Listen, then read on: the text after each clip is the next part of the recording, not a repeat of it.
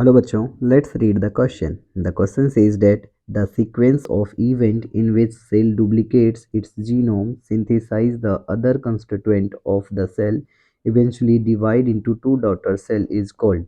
Option A cell division, option B cell cycle and option C karyokinesis and option D cytokinesis. Question ये कह रहा है कि इनमें से जो ई सीक्वेंस ऑफ इवेंट होता है जिसमें सेल डुप्लीकेट करता है अपने जीनोम को और सिंथेसाइज करता है अदर कंस्टिट्यूएंट ऑफ सेल को और इवेंचुअली लास्ट में क्या होता है दो डॉटर सेल में बन जाता है उसको क्या बोलते हैं।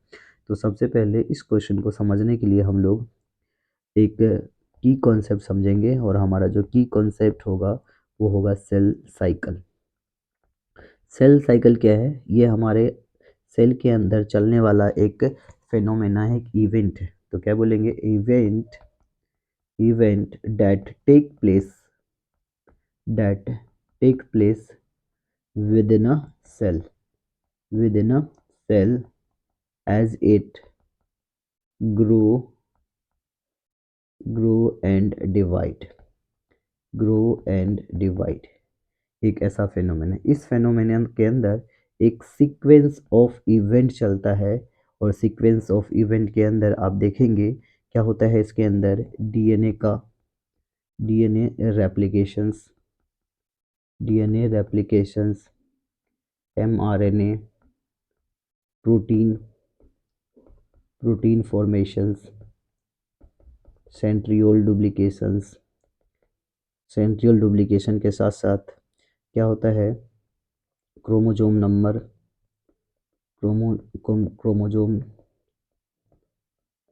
नंबर चेंज होता है।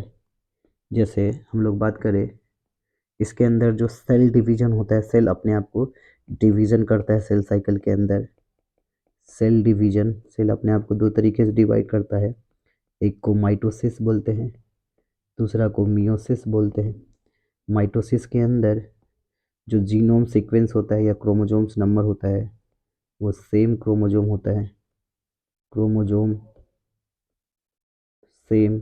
और इसके अंदर मियोसिस के अंदर हाफ नंबर ऑफ क्रोमोजोम कैसा हो जाता है? हाफ हो जाता है, हाफ नंबर ऑफ क्रोमोजोम। ऐसे ही जो कैरियोकाइनेसिस और साइटोकाइनेसिस सब किसके अंदर चलता है?